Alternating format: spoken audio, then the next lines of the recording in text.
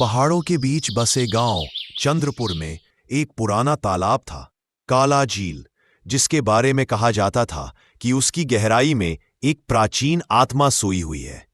कोई भी उस झील के पास रात में जाने की हिम्मत नहीं करता था, क्योंकि जो भी गया वापस नहीं लौटा।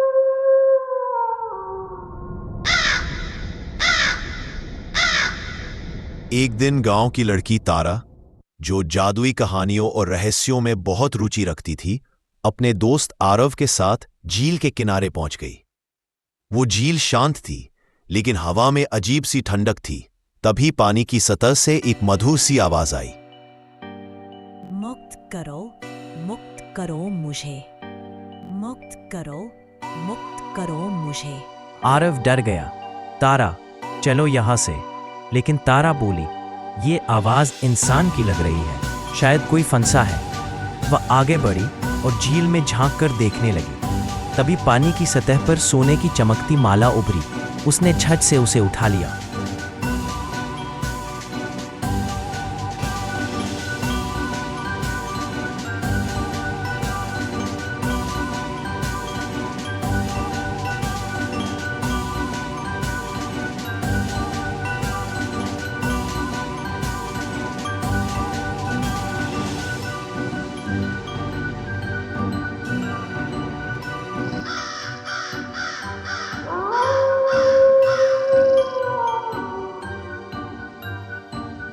उस रात तारा के कमरे में वही माला नीली रोशनी में चमकने लगी। जैसे ही उसने उसे छुआ, दीवारों पर अजीब चिन्ह उभर आए।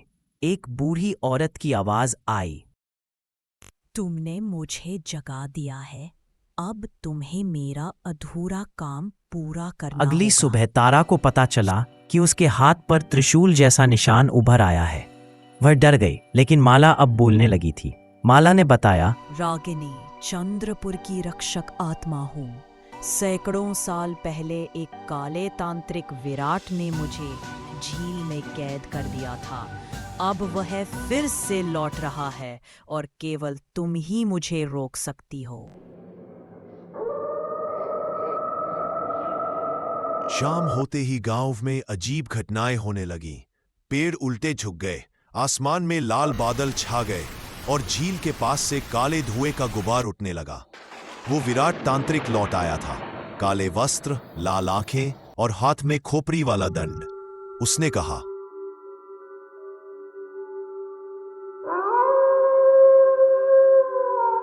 इस बार कोई मुझे नहीं रोकेगा, दुनिया अंधकार में डूब जाएगी।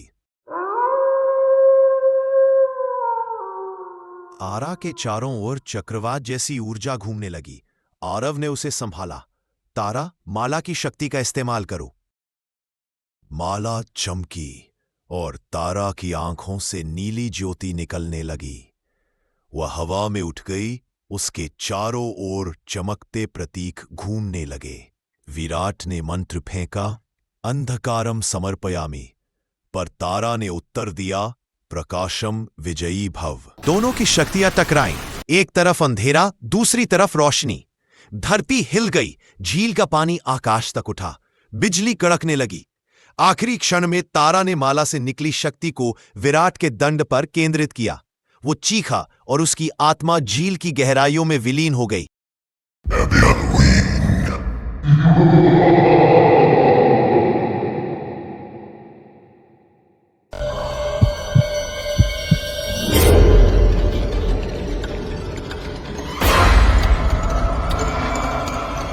सुबह हुई, झील फिर शांत थी।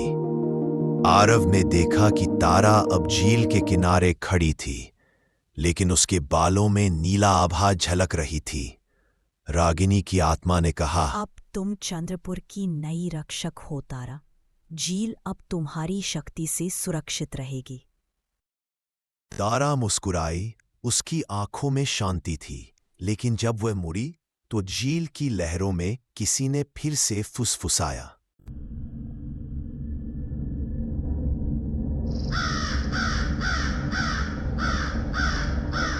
मुक्त करो मुझे, मुक्त करो मुझे, मुक्त करो मुझे।